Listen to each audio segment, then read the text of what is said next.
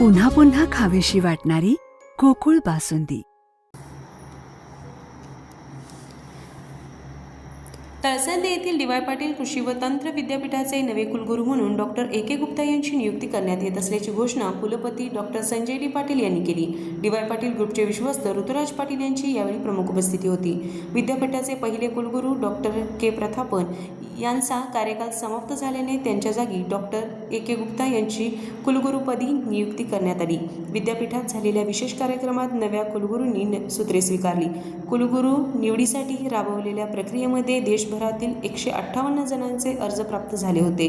विद्यापीठ अनुदान आयोगाच्या नियमानुसार गठीत केलेल्या त्रिसदस्यीय समितीकडून त्यातील 16 जणांच्या मुलाखती घेऊन 4 उमेदवारांची नावे अंतिम निवडीसाठी कुलपती डॉक्टर संजय डी. पाटील यांच्याकडे सादर करण्यात आली होती। यामधून डॉक्टर गुप्ता यांची कुलगुरूपदी निवड करण्यात आली आहे।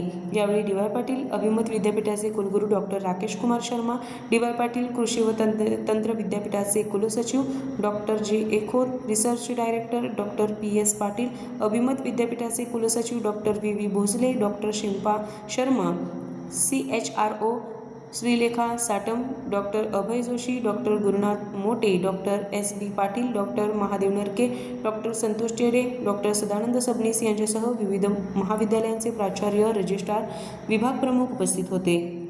RK न्यूज प्रतिनिधी, कोल्हापूर।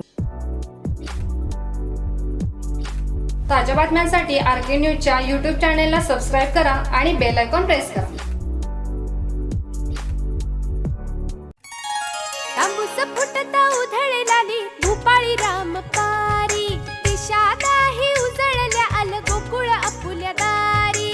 निर्भेळ आणि सकस चवीच गोकुळ लई भारी, चव आहे कोल्हापुरी गोकुळ लई भारी। गोकुळची दर्जेदार दुग्ध उत्पादने, गोकुळ अस्सल चव कोल्हापूरची।